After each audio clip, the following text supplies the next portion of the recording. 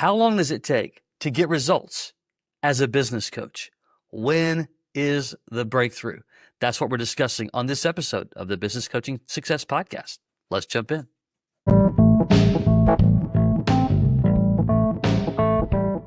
BJ O'Neill here with the Business Coaching Success Podcast. So glad you're here, where I share with you strategies, tools, and tips to be able to grow your business coaching practice to six figures and beyond as a Christian business coach. Let's jump in.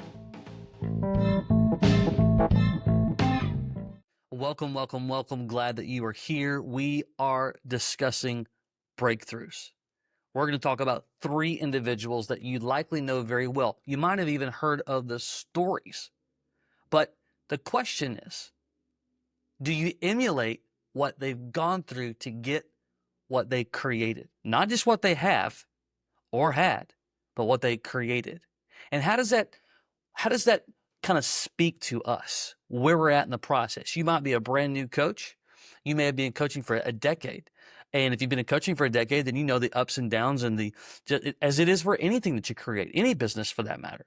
But what is it that we got to do to have continual breakthroughs? Maybe you're considering becoming a business coach and you're curious. What does it take to become successful? And while I think that you probably would know in large part that it's going to depend upon the individual experiences that you already have, the way that you're wired, your ability to persevere for challenges and learning and obstacles, and the list goes on and on and on. But today, if I were to tell you, could you handle 1,000 no's? In other words, as you kind of move forward in your progress in building your business coaching practice, and you're just learning, you're getting your chops in, and you were told no, you were told no, you were told no again and again, no, no, no, no. I'm not going to say it all 1,000 times, but you get the point. Could you do it? Would you do it? Do you want to do it? Well, let's take a peek at a few people that, and the goal here is for you to get open-minded about effort, time, energy, process, but bigger than that, your desired outcome. Okay? Number one, you probably know the story. Maybe you don't. Colonel Sanders, Kentucky Fried Chicken. I think one of the most interesting of all the stories when you examine people in history who've created businesses and faced all kinds of different trials and challenges and so on. But what a lot of people don't know is that he actually had, prior to Kentucky Fried Chicken, he actually had a lot of jobs and a lot of very different type of jobs.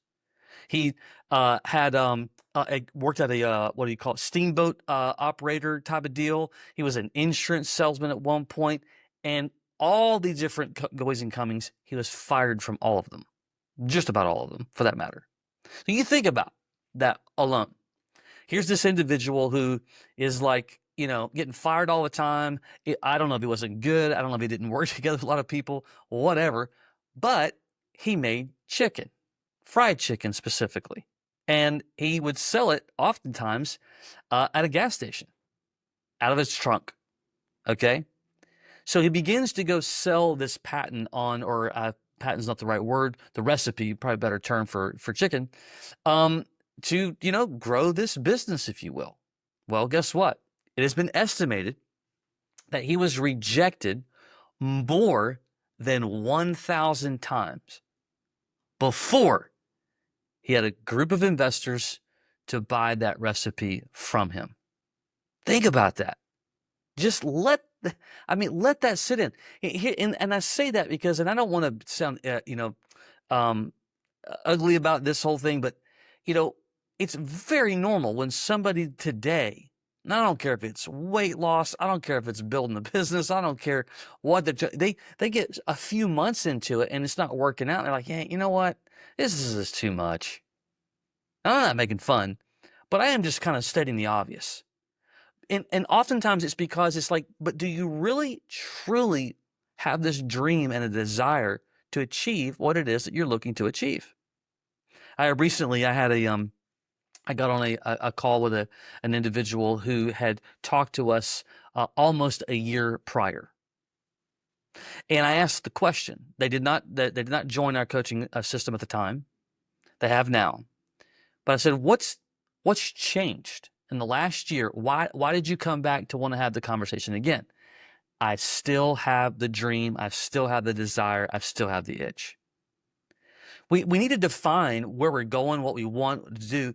And we make this decision that says, you know what? I don't care if I get 10 rejections. I don't care if I come over two different big mountains. I don't care what it's, I'm going to see it through to fulfill my goal, my calling, my dream, my aspirations, whatever it is. I am not going to stop. There may be, severed moments where I'm not sure how to progress. There might be, some weeks, some seasons, some years, some months, whatever, that I have to break it up a little bit to figure out how to regain momentum. Kind of normal. But where is that meter for you? Process that, right? Second person, big name, Walt Disney.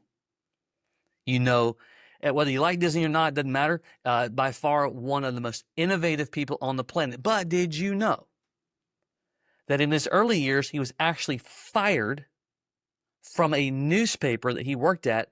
And the reason for the firing was for, get ready, lack of innovation. Hate to be that person. It's kind of like Michael Jordan, who got cut from his sophomore year of his basketball team. Hate to be that coach. But he got fired for lack of innovation.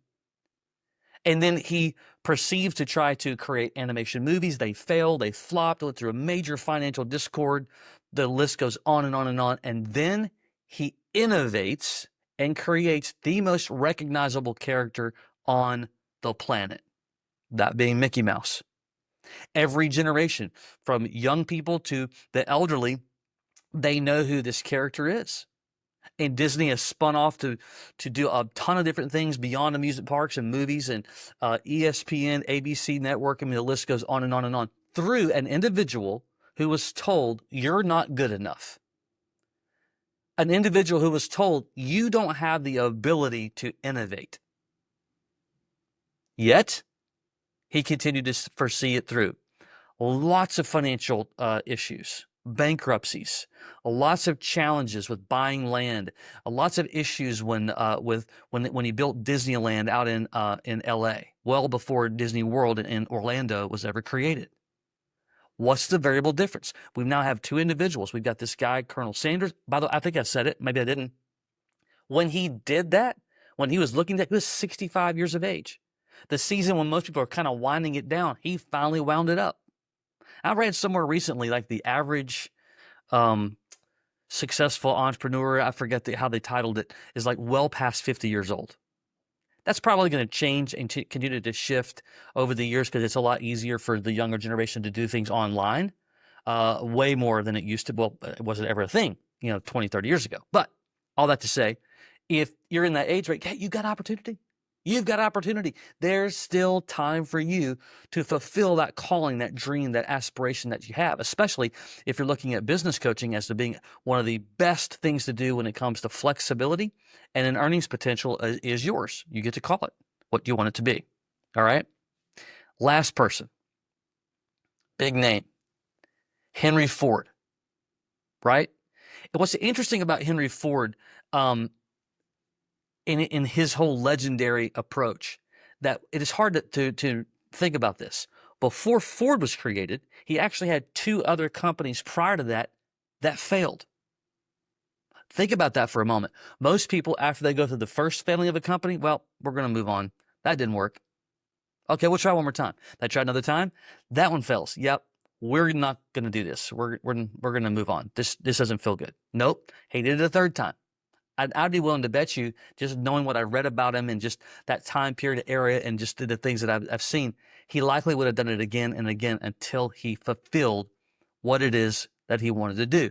Same type of idea that Colonel Sanders and Walt Disney went through: financial hardship, lots of unforeseen challenges that at the time they didn't have a plan. They didn't have a roadmap on how to overcome those barriers, those obstacles, and those challenges. What they had was this just relentless desire to persevere, to push through, to get it done no matter what. And then over time, he perfected the assembly line.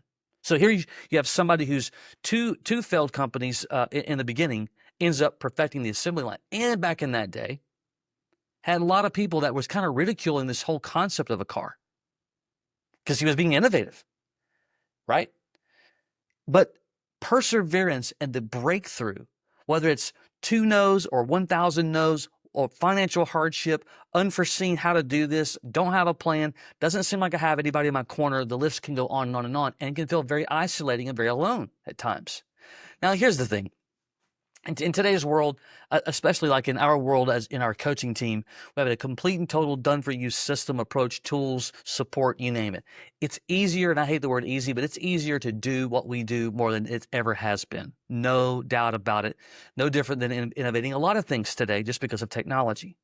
But that doesn't mean that the challenges stop. As a matter of fact, as a Christ follower, as a believer, there's often times where, fear, we're wanting to do the right thing, we're looking to do the right thing, but that fear kind of just, stands on our shoulders. And if we're not careful, we let that kind of stop us, cripple us, prevent us from being able to moving forward.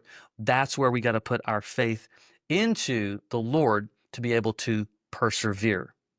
My encouragement today, and number one, I just wanted to highlight these 3 stories to say, look, when you begin to go do some research and find out the amount of people, when you look around culturally at what we have and what we use, where we go and what we do, it has come through people who said, I am not going to stop.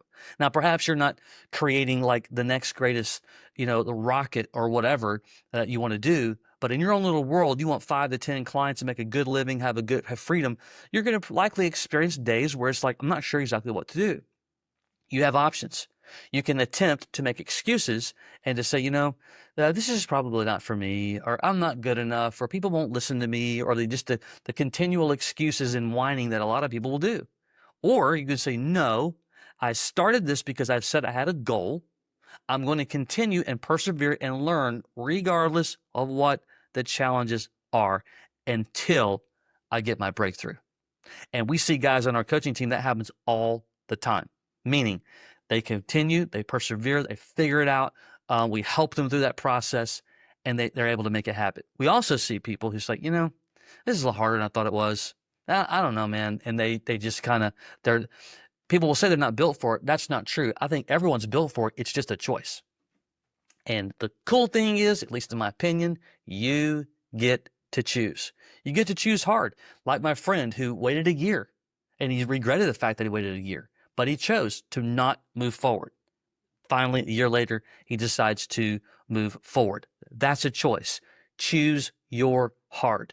Being relentless is a choice. Working until I get a breakthrough is a choice. Regardless of what the obstacles, my viewpoint, my mindset, and the way that I'm going to persevere, perceive it, deal with it. Even the days you wake up, you now have this new challenge. Doesn't matter what kind of challenge it is. And it's like, okay, that's not what I prefer. And didn't know this was coming. So you got a choice. You could overreact. You can let it just completely, get you out of your zone and waste a bunch of time complaining and yammering and going on. Or you can say, all right, I got to develop a plan to walk around this and get through it. Don't know the plan today. I'm going to pray about it. I'm going to process. Perhaps you can get around some people that are smarter than you and that can help you, just walk through wordsmithing the plan and the idea. And you begin to take action. Action solves a ton. Action helps you learn, because when you learn how to go over one boulder, you've gone over that boulder, it helps you go over the second boulder. When you go over 2 boulders, it helps you go over the bigger boulder, and the list goes on and on. Some of which things, I will say that does happen to us, is self-inflicted. Sometimes by accident, sometimes I just made a poor choice because I didn't use wisdom to be able to make that decision.